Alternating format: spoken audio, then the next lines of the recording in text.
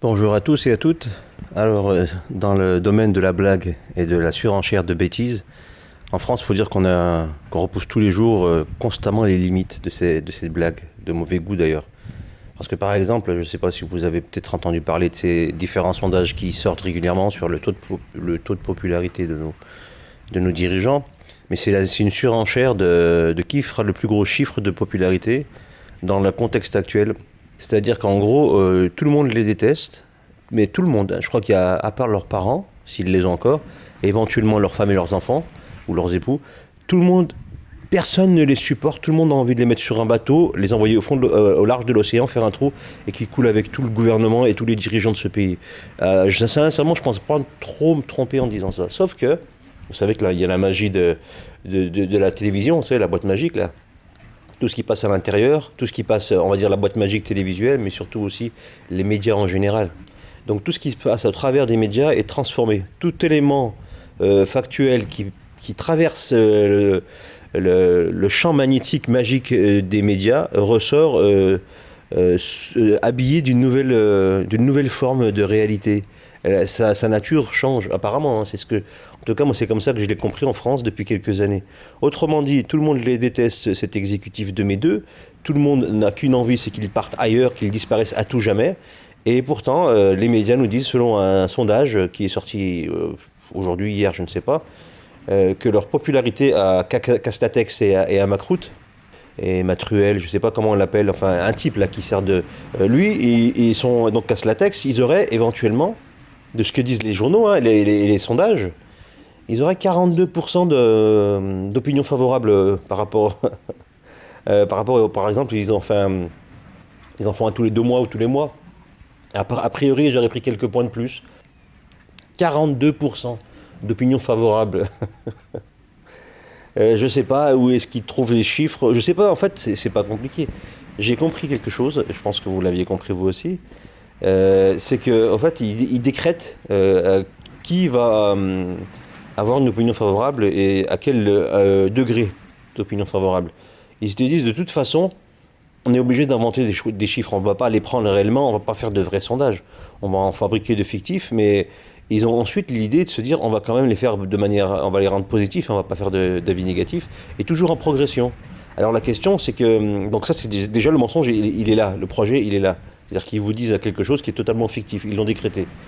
Mais ce qui est encore mieux, c'est que ce mensonge, il est décrété avec un timing, vous savez, avec une évolution, pour nous faire croire que petit à petit, notre président et son petit, la petite chose là le mix de Bourvil et de Dupontel, vous savez là, le mec là avec ses lunettes là et sa tête d'ahuri quand il nous parle des nouvelles directives, Casse-Latex, voilà. Décidément j'ai du mal.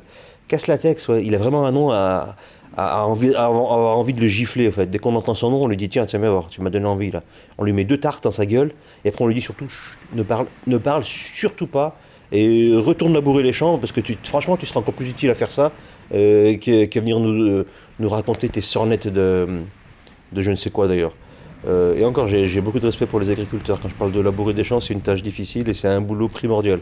Contrairement à ces gens qui ont aucune tâche, si ce n'est eux-mêmes la tâche, et leur boulot n'est pas difficile, il est juste d'une facilité déconcertante puisqu'ils détruisent. Donc il n'y a pas besoin d'être très calé pour détruire quelque chose.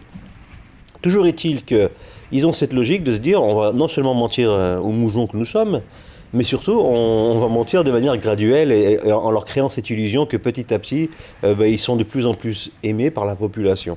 Donc ce qui nous donne cet effet magique il y a quelques mois, Macron et son exécutif, enfin certains c'est des membres du gouvernement, étaient par exemple, je dis n'importe quoi, à 10%, enfin jamais, ils n'ont jamais été aussi bas, à 30-35%.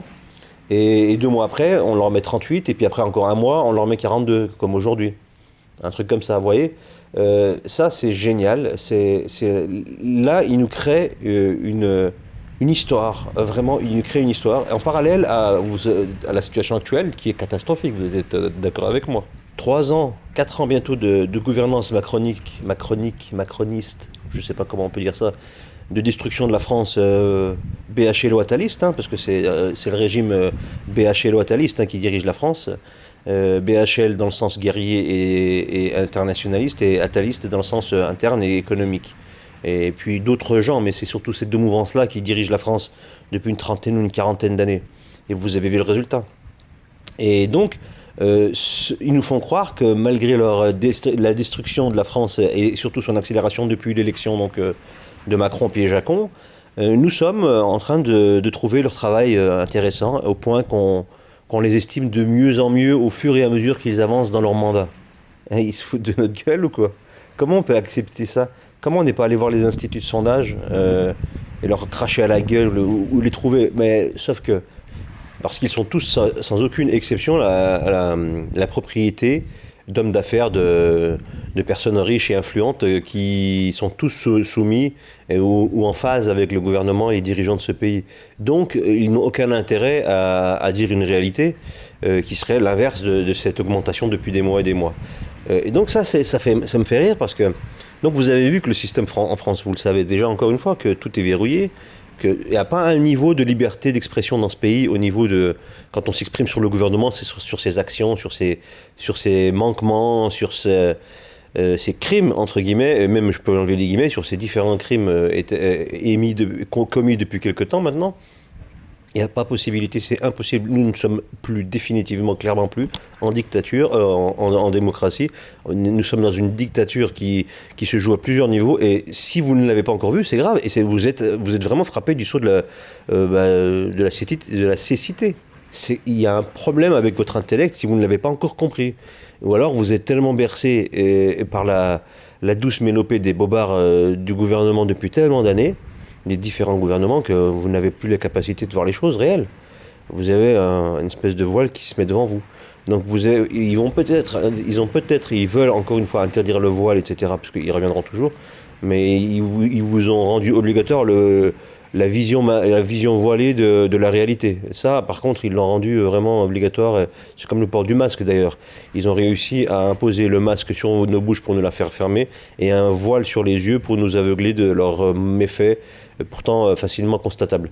Et pourtant, comme toujours, ça passe toujours entre les gouttes et ils continuent à nous créer ce monde fictif tous les jours avec la participation volontaire et grassement rémunérée de toute cette prostituée qui continue à valider et donc à rendre crédible ce mensonge, ce sitcom de mauvais niveau, de très mauvaise facture, avec des acteurs aussi minables que ceux qui jouent dans Le miel et les abeilles, Hélène et les garçons, ou Plus belle la vie, pour ne citer que les plus connus et les plus médiocres, parce qu'ils sont tous médiocres, mais celles-ci sont particulièrement mauvaises, aussi bien au niveau de la narration que des jeux d'acteurs.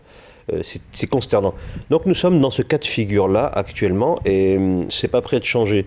Donc j'aimerais bien un jour voir l'incarnation ce qu'on appelle un sondage, puisque c'est eux qui nous disent la température de popularité des destructeurs de cette nation. J'aimerais bien avoir un sondage physiquement qu'il apparaisse devant moi et je l'aurais interrogé, j'aurais aimé l'interroger.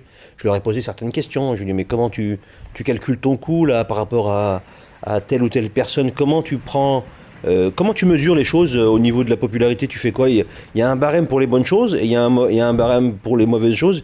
Tu soustrais l'un et tu additionnes l'autre, tu multiplies, tu divises et tu obtiens ton chiffre de quelle sorte, de quel genre de calcul? Comment tu fais? Ou alors c'est la politique du dos mouillé, je sais pas, ou la politique du billet dans le huc qui fait que tu ne prends plus en compte la réalité et tu nous fais à la louche un gros billet égale un gros chiffre, c'est ça, de positivité d'avis favorable positif. Est-ce que c'est ça l'ami? J'aimerais bien l'interroger, peut-être qu'un jour il va faire un tour, il va venir et on l'interrogera dans le journal de la moujonnerie, je ne sais pas. J'en parlerai à l'intérieur, qui d'ailleurs en a un peu marre d'être systématiquement enfermé. Il a vraiment l'intention de peut-être prendre l'air ou de faire un journal de la moujonnerie en extérieur. Je ne sais pas. Je sais qu'en tout cas, il le vit mal et il aimerait bien vraiment s'extérioriser. Comme le fait son frère d'ailleurs, depuis quelque temps d'ailleurs, depuis toujours. Parce que lui, c'est quelqu'un qui aime sortir.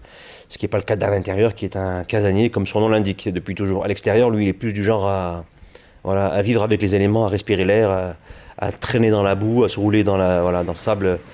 Enfin bref, donc ce serait intéressant de poser la question si un jour si vous-même vous rencontriez un sondage au coin d'une rue, du côté de l'Élysée évidemment, c'est sectorisé, ou du Sénat, ou des grandes banques d'affaires, ou des loges maçonniques, peut-être vous trouverez, peut-être là-bas, si c'est la zone de fréquentation des sondages. Vous savez, ils ont une zone très limitée puisqu'ils ne sont pas confrontés à la réalité, ces sondages.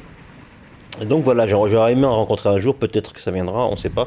Ou alors on peut créer nous-mêmes notre monde avec des chiffres par contre cette fois-ci réels, donc des vrais sondages qu'on ferait nous-mêmes, en interrogeant des gens. Vous allez rencontrer des gens, que pensez-vous d'un tel? Et vous notez le nombre de personnes, les réponses favorables, négatives, ou ne se prononcent pas. En tout cas, voilà, vous faites un peu à l'image de ce qu'ils font eux. Puis après, vous les sortez vos chiffres. Et si on fait tout ça, je pense qu'on sera plus près de la réalité nous-mêmes que eux. On peut le faire sur le net, hein. Avec si vous avez des pages, etc., vous pouvez le faire. Ça pose aucun souci. Donc il faudrait qu'on arrive à faire un jour ce cas de figure-là, de ramener la réalité des chiffres par rapport à la réalité du terrain, c'est-à-dire en prise directe avec la réalité du moment, c'est-à-dire la nôtre, notre vie, pas la leur, pas leurs fantasmes qui veulent nous faire avaler. Ils sont toujours dans la fiction, que ce soit via la télévision ou soi-disant en prenant la température des gens sur le terrain. Alors, pour savoir connaître leur opinion, mais ils en ont rien à foutre de notre opinion. Et nous sommes comme des benets. Même si on n'accepte pas ça, on voit l'info, on l'enregistre, et puis après, comme ils en pondent toutes les semaines, tous les 15 jours, je ne sais plus combien, ça dépend des périodes évidemment, des fois ils en font plus ou moins en fonction de leurs intérêts et de s'ils veulent nous orienter rapidement vers une nouvelle réforme, donc ils nous caressent la bête dans le sens du poil pour ensuite nous casser le dos. Donc en fonction de ça, voilà, ils ont un rythme de propagation des sondages. Donc on ferait comme eux, on se calquerait sur leur schéma et on leur renverrait dans la gueule la réalité des chiffres. Et je pense que là, ça serait intéressant de voir. Donc on aurait deux narrations dans ce pays. Une par les dirigeants qui seraient totalement fictives, mais qui, en fait, sortis de leur micro-État et de leur studio de télévision et de leur rédaction de presse, bah, tout n'existerait pas. Ça serait génial. Ça serait l'Irak de Saddam Hussein des années 70-80, où officiellement tout le monde adore le Saddam Hussein, tout le monde l'aime, la presse est dithyrambique, c'est un mec génial, tout va bien quand il se présente à l'élection, c'est le seul candidat et il a 99,9%, voire 100%, parce qu'après on va traquer le 0,1% qui aurait soi-disant pas voté contre lui, donc ils y allaient cash, hein, tout le monde votait pour lui, tout était beau, tout allait bien dans le meilleur des mondes, et quand vous sortiez dans la rue, c'était le contraire, c'était une autre réalité. Et ben, en France, on est arrivé à ça. On est exactement dans ce cas de figure. Bon, plus l'endormissement des gens, mais qui fait que ça reste. Il y a quand même encore des moujons. C'est pour ça qu'on appelle la France le pays des moujons. Il y a juste cette petite fausse note d'endormi qui gâche un peu la réalisation du constat, c'est-à-dire de voir qu'on se fout de notre gueule à 100%.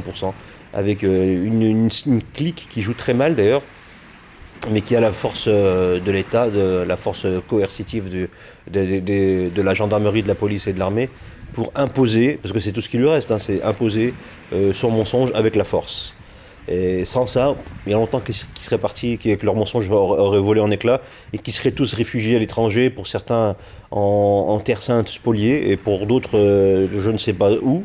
Et ils auraient probablement eu recours à la chirurgie esthétique pour éviter, parce que leur image elle est ancrée dans la mémoire des gens, hein, on les a tellement vus mentir à la télévision, que le moment venu, quand la réalité apparaîtra, ils seront obligés aussi d'aller se retaper la gueule.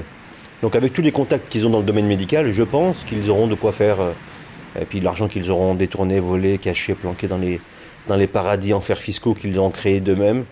Ça leur permettra entre autres de se refaire une beauté physique, déjà qu'ils sont laids, mais là ça va peut-être arranger un petit peu les choses. Et ils échapperont peut-être à la colère populaire qui va devenir, ce sera là la dernière vague, ce sera la colère populaire. Celle-ci, c'est eux qui vont la subir, hein, je vous le dis tout de suite, avec ou sans masque. Ils auront intérêt de changer de masque, de se masquer la gueule, mais même carrément changer de tête, tout court, c'est-à-dire on leur dévisse la tête, ils en mettent une nouvelle. Mais ça, techniquement, la médecine ne l'a pas encore offerte. Bon, maintenant, apparemment, on peut mettre des utérus à des femmes et qu'elles puissent enfanter. Pourquoi pas dans un futur plus ou moins proche, avec les capacités sataniques des scientifiques qui nous entre guillemets, nous soignent, ils sont capables d'aller jusqu'à faire cette prouesse de changer une tête complète de quelqu'un. Donc, ça serait génial. Bon, on sait que c'est un petit peu un délire, mais tout est possible dans un monde où les épidémies sont fictives, où les sondages sont faux, où les scientifiques sont vendus, où les maladies n'existent pas en fonction de l'intérêt financier, que les lois liberticides fleurissent sur des bases fictives également. Pourquoi pas? Ah là, apparemment, on est allé sur Mars, donc ils sont allés visiter, elle a atterri en live, vous savez, la sonde, ils devraient mieux faire, il ferait mieux de s'intéresser pour voir si justement s'il y a de la vie sur Mars, soi-disant, il ferait mieux s'intéresser. Là, vous voyez, il y a de la vie. Il y a de la vie partout autour de vous. Vous avez le ciel, la mer, la montagne pour ceux qui sont à la montagne. Vous avez des êtres vivants. Nous sommes des êtres vivants, mais eux, ils s'intéressent à la vie éventuellement sur une planète à des années-lumière, à des centaines de millions de kilomètres pour les planètes comme Mars ou je ne sais quelle autre planète, soi-disant qui seraient allés sonder pour voir si éventuellement il y aurait de la vie, alors que leurs semblables, ils crèvent la dalle, ils crèvent de faim, de maladie et d'autres de guerre, etc. Mais ils en ont rien à foutre d'ailleurs, guerre qu'ils ont eux-mêmes mise en place depuis des années et qu'ils ont régulièrement soutenue pour qu'elle perdure dans le temps et qu'elle leur rapporte un maximum d'oseille. Comme toujours, c'est toujours la même rhétorique à deux balles. Donc ces sondages fictifs pour des gens totalement faux, fabriqués de toutes pièces, depuis la plus tendre enfance jusqu'à aujourd'hui, et guidés par une clique de conseillers, parce ils ont toujours besoin de conseils. Intellectuellement, ils sont incapables de cheminer. Ils ont besoin d'une béquille de fil de réflexion qu'on appelle les conseillers, qui sont là pour leur dire là où aller, pour vous dire à quel niveau tout est faux dans ce monde, dans ces démocraties particulièrement. Quand on parle de démocratie, tout est faux. Et on est obligé de jouer le jeu. Mais ne le jouons plus, dénonçons-les et comprenons que c'est des guignols. La réalité, elle n'a pas besoin d'artifice. Voilà, elle n'a pas besoin d'artifice. Et pourtant, nos, nos guignols du gouvernement poursuivent leur maquillage grossier. Ils passent des heures à se maquiller, et eux et leur vérité et leur politique, en nous la présentant, on dirait une prostituée tellement grossièrement maquillée, un croisement entre un clown et une prostituée. Vous savez pas trop à qui vous avez affaire, et il se présente en tant que gouvernement. Et il vient vers vous en vous disant aujourd'hui tu vas mettre un masque sur ta gueule et puis je vais te prendre une partie de ton salaire pendant 2 ans, et puis peut-être que dans 3 ans je vais te rendre une petite liberté. On a envie de lui dire mais t'es qui toi, espèce de catin, t'as pas fini de faire des passes là au bois de Boulogne ou sur le périph', qu'est-ce que tu viens me donner des conseils sur la marche à suivre? Tu es la plus grosse des dévergondés, tu ressembles absolument à rien. Mais de quoi? Non, on a la catin du monde qui nous gouverne, voilà. Et elle se maquille de plus en plus parce que son mensonge s'effrite davantage. Et là, ça devient grotesque. Donc, je vous souhaite une très bonne journée ensoleillée, moins ensoleillée en fonction de là où vous vous trouvez. En tout cas, gardez le moral, prenez soin de vous, et à très bientôt, j'espère.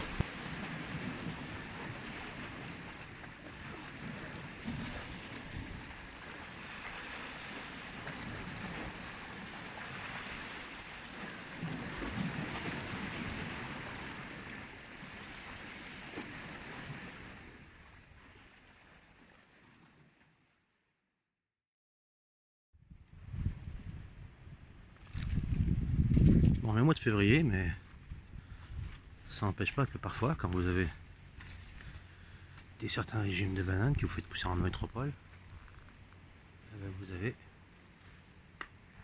ça.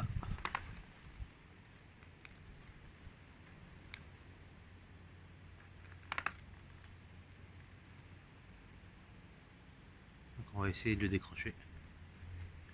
Voilà, ça c'est un régime de bananes au mois de février 2021, début février. Une partie qui est verte, une partie qui est déjà jaune, donc quand ça commence à jaunir comme ça, il faut le décrocher, c'est le moment.